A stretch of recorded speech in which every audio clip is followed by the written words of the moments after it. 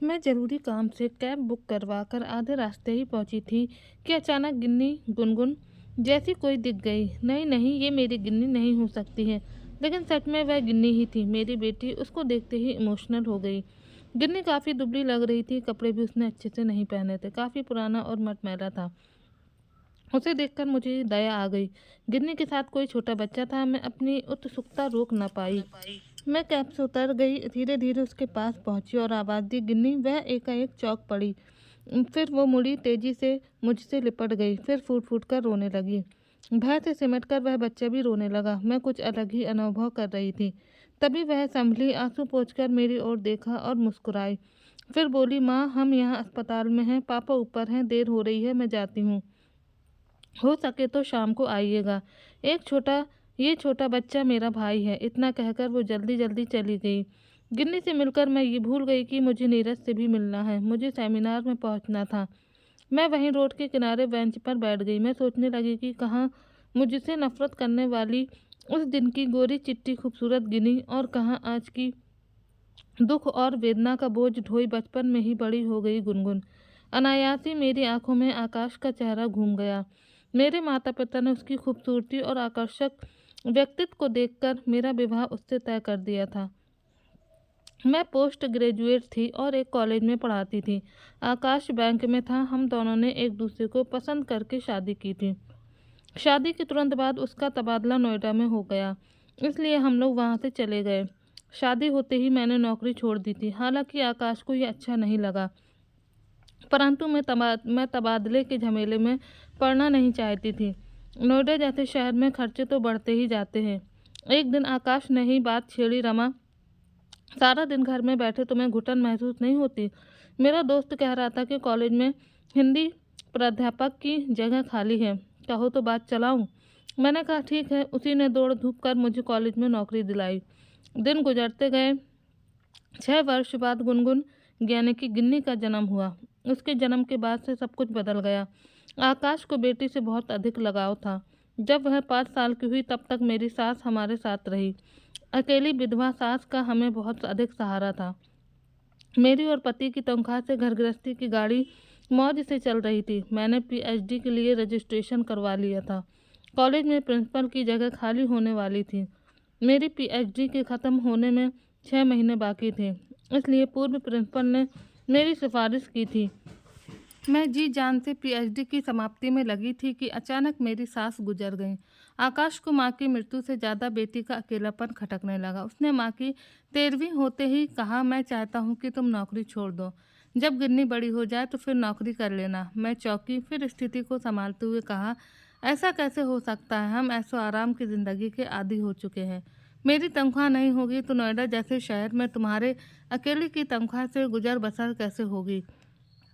आकाश ने सरलता से कहा, कम से कम पीएचडी छोड़ दो। देर से घर आओगी तो गिन्नी बहुत दुखी हो जाएगी।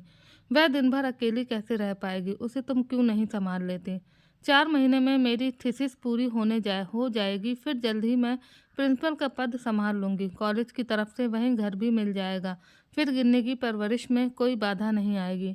मैंने गंभीर होते हुए कहा। आकाश उस समय खामोश रह गया, परंतु उसके मन में ज्वालामुखी ने धधकना आरंभ कर दिया। मैंने गिन्नी को कॉलेज के पास शिशु सदन में छोड़ना शुरू कर दिया। मैं रोज़ सवेरे उसे छोड़ाती और शाम को आकाश उसे ले आता। मुझे थीसिस का काम ख़त्म कर लौटने में रात को देर हो जाती। गिन्नी उदास रहने लगी थी। उसकी खामोशी मुझे कभी कभी बहुत अखरती, परंतु मैं अपनी थीसिस अधूरी नहीं छोड़ सकती थी। हम दोनों के बीच अक्सर मनमुटाव होता। वह अक्सर कहता, माँ बाप के रहते दिन भर बच्ची इस प्रकार अनाथों की तरह रहे, मुझे अच्छा नहीं लगता। मैं तपाक से उत्तर देती, तो मैं क्या करूं? ये तो होता नहीं कि कोई उचित सुझाव दो, बस सदा कोसते ही रहते हो। बात जब बहुत बढ़ जाती तो वह कहता, तुम अपनी थीसिस को अपनी बेटी की परवरिश से ज़्यादा ज़रूरी समझती हो। कैसी माँ हो? मैं कहती, तुम मुझसे जलते हो। तुम्हारा अहम इस बात की इजाज़त नहीं देता कि मैं तुमसे ऊंचे पद पर पहुंचूं। तभी तुम मुझे ताने देते रहते हो। ये मत भूलो कि मुझे नौकरी करने को तुम्ही ने कहा था। गिन्नी सदा हम दोनों के आपसी झगड़ों में बीच बचाव करती। वह सदा एक ही बात कहती, मैंने तो कभी कोई शिकायत नहीं की। मुझे लेकर आप लोग क्यों लड़ते रहते हैं? वैसे गिन्नी चिड़चिड़ी सी रहती, बात बात पर जिद करती। ऊपर से आकाश उसे मेरे विरुद्ध हमेशा कुछ न कुछ कहकर भड़काता रहता। मुझे घर के माहौल में घुटन सी होने लगती, परंतु थीसिस अधूरी छोड़ने के लिए मैं कतई तैयार न थी। मेरी बच्ची मेरे जिगर का टुकड़ा थी। एक दिन मैंने छुट्टी ले ली। घर में उसकी पसंद के हलवा और आलू की पूरियां बनाई। ये दोनों चीज़ें उसे बहुत अच्छी लगती थी। वह स्कूल से घर आई। मैं बड़े प्यार से उसे मेज के पास ले गई। उसने मेज पर रखी चीज़ें एक एक कर खोली, फिर बंद कर दी। मैं खुशी खुशी उसकी प्रतिक्रिया का इंतजार करने लगी। जब वह कुछ न बोली तो मैंने ही कहा, चल गिन्नी, आज मैं तुझे स्वयं अपने हाथों से खाना खिलाती हूँ। क्यों? आज मुझसे इतनी हमदर्दी क्यों? उसके शब्द सूल की तरह मेरे हृदय को भेद गए। बेटी, कैसी बात करती है? मैंने तेरी पसंद की चीज़ें बनाई हैं। देख, हलवा, आलू की गर्मा गर्म पूरी। मुझे भूख नहीं है। क्या हुआ? मुझसे नाराज़ है? अगर तुम मुझे हर रोज़ इस प्रकार खाना खिलाओगी तो ही मैं आज खाने को तैयार हूँ। मैं चुप हो गई। क्या जवाब देती? आखिर उसने चुप्पी तोड़ी। बोलो, जवाब दो। क्या हर रोज़ घर पर रह सकती हो? तब तो मुझे नौकरी छोड़नी पड़ेगी, और नौकरी छोड़ दूँ तो हम तुम्हें वह सुख और आराम नहीं दे पाएंगे जो तुम्हें आज मिल रहा है। देखो, तुम्हारे पास टीवी है, एसी है, कितने खिलौने हैं, अच्छे स्कूल में पढ़ती हो।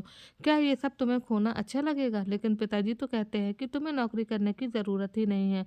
वह तो यूं ही कहते हैं। तुम जब बड़ी हो जाओगी तभी ये बातें समझ पाओगी, क्या पता। लेकिन मुझे कुछ अच्छा नहीं लगता। तुम्हारा हर रोज़ देर से आना, फिर रात को तुम्हारा और पिताजी का झगड़ा। ये कहते कहते उसकी आंखों से आंसू झरने लगे। मैंने बच्ची को आलिंगन में भींच लिया। फिर कहा, कहो तो तुम्हें हॉस्टल भेज दें? वहाँ तुम्हें खूब सारी सहेलियाँ मिलेंगी, खूब मज़ा आएगा। उसने कोई भी जवाब नहीं दिया। उस रात मैंने आकाश से इस बात का जिक्र किया। मुझे तो आश्चर्य होता है कि उस व्यक्ति से मैंने शादी कैसे की। वह कितना बदल गया था, कठोर, हृदयहीन और अहंकारी। उसने गुस्से से लगभग चीखते हुए कहा, कैसी माँ हो? बच्ची को अपने से अलग करना चाहती हो? मैं बोली, मैं उसे अलग कहाँ कर रही हूँ? आजकल तो सभी बच्चों को हॉस्टल भेजते हैं। 1 साल में मेरा काम हो जाएगा, फिर प्रिंसिपल बन जाने पर कॉलेज के कैंपस में ही घर मिल जाएगा। गिन्नी को फिर घर में ले आएंगे। आकाश बोला, अब भी मैं तुम्हें नौकरी करने से नहीं रोकता, बस यही कहता हूँ कि घर और बच्चे का ध्यान रखो। पीएचडी वगैरह की आवश्यकता नहीं है। तुम्हारी जितनी तनख्वाह उतनी ही काफ़ी है। महत्वाकांक्षाओं का कभी अंत नहीं होता। लेकिन मेरे इतने दिनों की मेहनत पर पानी फिर जाएगा। आकाश बीच में ही बोल पड़ा, तुम पीएचडी छोड़कर उसकी परवरिश करो, नहीं तो मैं उसे अपनी बहन के पास सीतापुर भेज दूंगा। फिर अपना तबादला भी वहीं करा लूंगा। गिन्नी केवल तुम्हारी बेटी नहीं है, उस पर मेरा भी उतना ही अधिकार है जितना कि तुम्हारा। उसके संबंध में मुझे भी निर्णय लेने का पूरा अधिकार है। इस निर्णय की हकदार तुम तभी बन सकती हो जब उसका भला चाहो। माँ होकर अगर अपनी प्रतिष्ठा, यश और पदवी के लिए तुम हॉस्टल भेजने के लिए उसे तुम उतारू हो, तो ऐसे में तुम उससे हक से वंचित हो जाओगी। मेरे क्रोध का परवार ना रहा। मैं भी बहुत कुछ बोल गई। आकाश ने भी बहुत कुछ कहा। बात बढ़ती ही चली गई। इतने में गिन्नी दौड़ती हुई आई और लगभग चीखती बोली, बंद करो ये झगड़ा। नहीं रहना मुझे अब इस घर में। मैं बुआ के पास सीतापुर जाऊंगी। मेरा कलेजा मुंह को आ गया। ऐसा लगा जैसे किसी ने छाती पर गोली दाग दी हो। मैं एकदम से पलटकर अपने कमरे में चली गई। मन में विचार उठा, क्या अपने पहचान बनाना गुनाह है? क्या मैंने कोई गलती की है? मुझे पीएचडी नहीं करनी चाहिए? मन ने झटकोर, नहीं, गलती मर्दों की है। पति का अहम मेरी पदोन्नति स्वीकार नहीं कर सकता। वह आखिर शाखा का अधिकारी है, और अगर मैं प्रिंसिपल बन गई तो उसको समाज में वह इज्जत नहीं मिलेगी जो मुझे मिलेगी। वह मुझसे जलता है। मैं हार मानने से रही। गिन्नी अभी बच्ची है, एक दिन वह माँ का प्यार जरूर महसूस करेगी। विचारों के सागर में गोते लगाते लगाते कब आग लग गई पता ही नहीं चला। सुबह उठी तो कुछ अजीब सी मायूसी ने घेर लिया। उठकर ड्राइंग रूम में पहुंची। घर की निस्तंभ भयानक लगने लगी। गिन्नी, मैंने आवाज़ दी, लेकिन मेरी आवाज़ गूंजती हुई कानों में टकराने लगी। दिल धड़कने लगा। सहसा मेज पर रखी हुई चिट्ठी ने ध्यान आकर्षित किया। धड़कते दिल से उठाकर उसे पढ़ने लगी। उसमें लिखा था, मैं गिन्नी को लेकर सीतापुर जा रहा हूँ। उसकी मर्जी से ही ये सब कुछ हो रहा है। कभी हमारे लिए वक्त निकाल सको तो सीतापुर पहुंच जाना। आकाश। मुझे कुछ भी सोचने समझने का अवसर ही ना मिला। दिन गुजरते गए। अपनी पीएचडी की समाप्ति पर उत्साहित हो मैं सीतापुर चल पड़ी। मन मुझे दोषी ठहराने लगा। मैंने इन 11 महीनों में उन लोगों की कोई खोज खबर नहीं ली थी। उन लोगों ने भी मुझे कोई पत्र नहीं लिखा था। उसने भी तो कोई खोज खबर नहीं ली थी मेरी। मैं भी तो व्यस्त थी। आकाश मेरी मजबूरी जरूर समझ गया होगा। मैं जब घर पहुंची तो वे लोग बहुत खुश होंगे, शहर से मेरा स्वागत करेंगे। मन में आशा की किरण जगी, लेकिन तुरंत ही निराशा के बादलों ने उसे ढक दिया। क्या सचमुच वे मेरा स्वागत करेंगे? मुझे अगर घर में प्रवेश नहीं करने दिया तो? संशय के साथ ही मैंने सीतापुर पहुंचकर नंद के घर में प्रवेश किया। नंद विधवा हो गई थी, अपना कोई नहीं था। गिन्नी ने उसे बहुत प्यार था। गिन्नी से बहुत रईस भी थी, इसलिए बड़ी शान से रहती थी। घर में नौकर चाकर की कोई कमी नहीं थी। मैंने डरते डरते भीतर प्रवेश किया। आकाश बाहर बरामदे में खड़ा था। उसने मुझे देखते ही व्यंग भरी मुस्कुराहट के साथ कहा, मैम साहब को फुर्सत मिल गई। मैंने जबरदस्ती अपने क्रोध को रोका और मुस्कुराते हुए अंदर प्रवेश किया। अंदर से नंद की कठोर व कर्कश आवाज ने मुझे टोका, जिस परिवार से तुमने 11 महीने पहले रिश्ता तोड़ दिया था, अब वहाँ क्या लेने आई हो? मैंने कब रिश्ता तोड़ा था? नंद बोली, जब बच्ची को मेरे पास भेजा तो क्या संबंध तोड़ना नहीं हुआ? मैंने हैरान हो बरबस अपनी भावनाओं को काबू में रखते हुए कहा, दीदी मैं आपसे अपना अधिकार जताने या लड़ने नहीं आई हूँ। गुनगुन कानूनन आज भी मेरी ही बेटी है। मैं केवल उसे लेने आई हूँ। सफ़र की थकान और मई की लू के थपेड़ों ने मुझे पहले ही पस्त कर दिया था। ऊपर से आकाश के शब्दों ने मुझे और भी व्यथित कर दिया। उसने बेरुखी से कहा, गुनगुन को ले जाने का ख्याल अपने दिल से निकाल दो। वह तुमसे कोई संबंध रखना ही नहीं चाहती। मैंने आपा होते हुए कहा, क्या इतने में गुनगुन बाहर आई। लगभग 1 साल बाद मैं उसको देख रही थी। 11 वर्ष की गुनगुन बहुत मासूम लग रही थी। मैंने सोचा था कि वह मुझसे गले मिलेगी, रोएगी। अगर वह मुझे कोसती, रूठती, रोती, कुछ भी करती तो मैं खुश हो जाती, परंतु उसकी बेरुखी ने मुझे परेशान कर दिया। उसी ने कहा, माँ क्या लेने आई हूँ यहाँ? शुक्र है तुम मुझे अब भी माँ तुक मानती हो। मैं तुम्हारे पास आई हूँ। मेरी पीएचडी पूरी हो गई है। जून से मुझे प्रिंसिपल का पद मिल जाएगा। कॉलेज के कैंपस में ही हमारा घर होगा। तुम्हें वहाँ बहुत अच्छा लगेगा। अब हम साथ साथ रहेंगे। पिताजी हमारे साथ नहीं चलेंगे और मैं उनके बगैर नहीं रह सकती। क्या आप हमारे साथ यहाँ नहीं रह सकती? मैं कुछ भी ना कह पाई। मेरा वजूद मुझे नौकरी छोड़ने से रोक रहा था। मैं तबादले की कोशिश करने को तैयार थी, प्रिंसिपल का पद छोड़ने को भी तैयार थी, परंतु नौकरी छोड़कर बैठे रहना मुझे मंजूर नहीं था। मैंने फिर विनम्रता और स्नेह से कहा, बेटी मैं तबादले की कोशिश करूंगी, तब तक तुम मेरे साथ रहो। 1 साल के भीतर हम यहाँ आ जाएंगे। गिन्नी ने पलटकर पिता की ओर देखा। मुझे आकाश पर बहुत क्रोध आया कि न जाने भाई बहन ने गिन्नी से मेरे विरुद्ध क्या कुछ कह दिया था। वह बेचारी अपने नन्हे से मस्तिष्क में विचारों का बवंडर लिए चुप रह गई। मेरी नंद ने कहा, अभी बच्ची को ले जाने की क्या ज़रूरत है? जब तबादला हो जाए तब देख लेंगे। अभी तो वह यहाँ बहुत खुश है। मुझे ये सलाह ठीक लगी। मैं अगली ट्रेन से ही नोएडा लौट आई। मेरे मन में भी आगे के कार्यक्रमों के बारे में योजनाएं बनने लगी थी। मैंने लौटते ही अपने तबादले के बारे में सेक्रेटरी से अनुरोध किया तो उन्होंने कहा, तुम्हारी प्रिंसिपल की नौकरी के लिए सिफारिश आई है।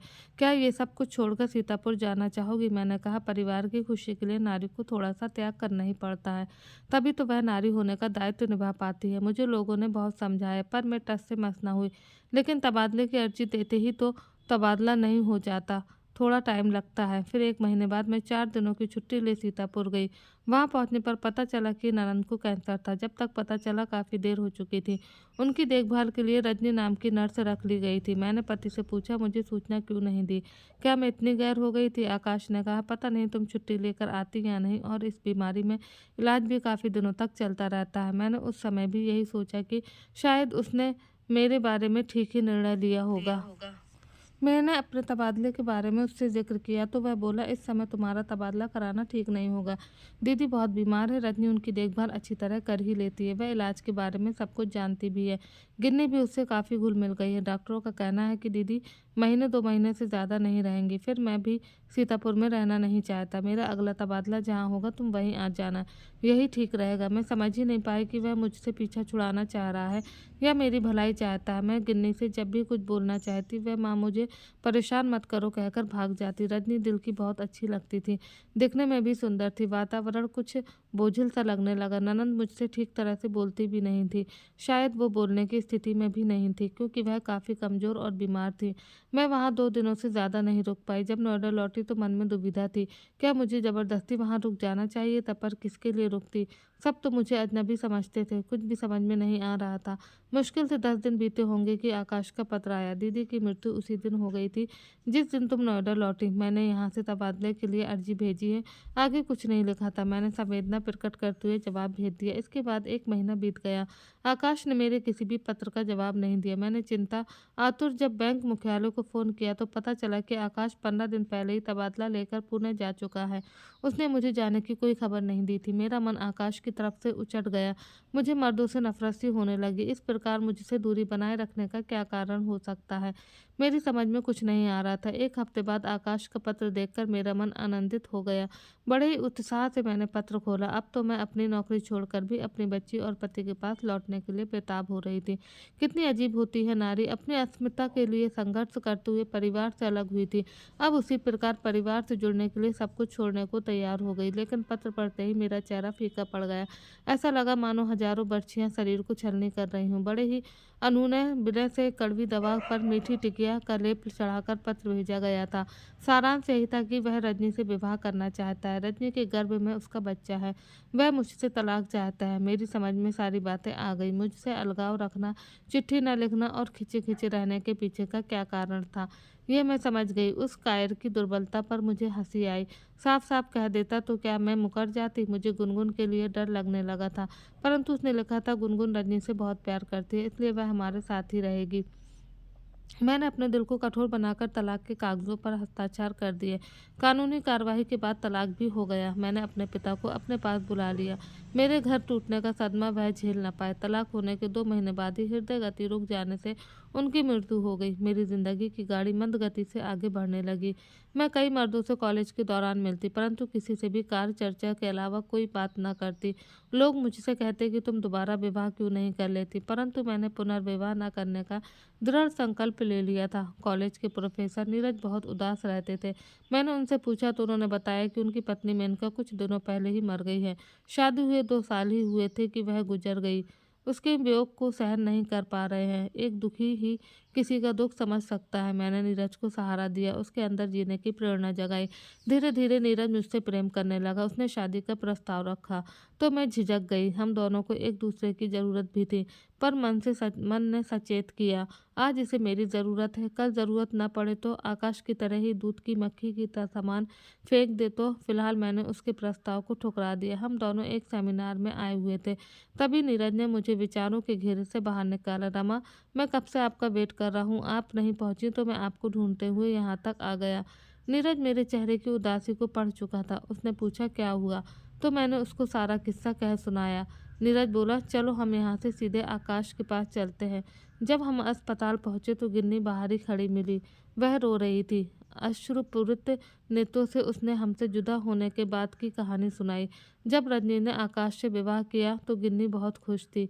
रजनी उससे बहुत प्यार करती थी। आकाश भी बहुत खुश था, परंतु गिन्नी को रजनी का धीरे धीरे आकाश के करीब जाना अच्छा न लगा। वह थी भी जिद्दी। आकाश का प्यार उसके लिए कम होने पर वह सह नहीं पाई। इस बात को लेकर हर रोज झगड़ा होता, तकरार होती, परंतु अंत में जीत गिन्नी की ही होती। जब रजनी का बेटा हुआ तो गिन्नी को बहुत अच्छा लगा, लेकिन रजनी अपने बेटे दीप को हमेशा गिन्नी से दूर दूर ही रखती। एक दिन दीप पालने में सो रहा था। रजनी रसोई में खाना बना रही थी। अचानक वह जाग गया और रोने लगा। गिन्नी अपने कमरे से भागकर आई और दीप को गोद में उठाना चाहा, लेकिन वह नीचे गिरने को हुआ तो रजनी ने अचानक उसे उठा लिया। रजनी ने सोचा कि वह दीप को पालने से नीचे गिराना चाह रही थी। गिन्नी ने कितना समझाने की कोशिश की, परंतु ना तो वह समझी और न ही आकाश को समझाने का मौका दिया। आकाश के ऐसे कान भरे कि रात में उसने गिन्नी को मारा भी। इस घटना के बाद उस परिवार में एक दरार उत्पन्न हो गई, जो बढ़ती ही गई। ऐसे ही वातावरण में दुखी, तिरस्कृत, उपेक्षित प्यार के लिए तरसती बिलखती गिन्नी बड़ी होती गई। मुझे सोचकर हैरानी होती कि आकाश ने अपने ही खून को इस तरह लाचार, विवश और दुखी क्यों बनाया। इस घटना के बाद जब से आकाश तबादला दिल्ली में हुआ, तब से गुनगुन हर रोज यही सोचती कि उसकी माँ उसे दोबारा मिल जाए। मैंने अश्रुपूरित नेत्रों से बेटी को देखा। छोटी सी उम्र में उसने क्या कुछ नहीं देखा और सहा था। आकाश और रजनी हर जगह दीप को ले जाते और गिन्नी को घर पर छोड़ जाते। इस बार भी मुंबई से लौटते समय कार दुर्घटना में यह हादसा हो गया। रजनी की मौत हो गई और आकाश भी बुरी तरह जख्मी हो जीवन व मृत्यु के बीच संघर्ष कर रहा था। दीप को तनिक भी चोट नहीं आई थी। गुनगुन जब ये सब बता रही थी, उसी दौरान आकाश भी गुजर गया। उससे कुछ कहने सुनने का मौका भी न मिला। मैं दोनों बच्चों को घर ले आई। नीरज ने आकाश के अंतिम संस्कार में मेरी काफ़ी मदद की। पूछताछ के दौरान पता चला कि रजनी का कोई रिश्तेदार नहीं था। मैं किस रिश्ते से बच्चों को यहाँ रखती, स्कूल में उसका क्या नाम देती, सोच में डूबी हुई थी कि गिन्नी अंदर आई। उसने पूछा, माँ क्या तुम दीप की भी माँ बनोगी? मैंने कहा, मैं दीप की माँ ही तो हूँ। मैंने आपको कितना गलत समझा था माँ। गिन्नी आत्मगिलानी से भरकर बोली, मेरी भी तो कुछ गलती थी। मैंने आपसे मिलने की बहुत कोशिश की पर पिताजी और रजनी आंटी ने मौका ही नहीं दिया। बेटी जो गुजर गए उनके बारे में अब शब्द नहीं बोलते। दीप रोता हुआ वहां आया। 3 बरस का गोल मटोल दीप बहुत प्यारा लगता था। तोतली जबान में जब उसने पुकारा दीदी तो गिन्नी ने उसे अपनी बाहों में समेटते हुए कहा, दीप ये हमारी माँ है। मैंने उसे गोद में लेकर पुचकारा। वह बहुत देर तक मम्मी मम्मी कहकर रोता रहा। मैं सोचने लगी, जिस पति ने मुझे मेरी बेटी से इसलिए अलग किया था क्योंकि उसके अनुसार मुझ में ममता नहीं थी, इसने नहीं था, और अब समय का खेल देखिए कि उसके बच्चे मेरी गोद में आ गए।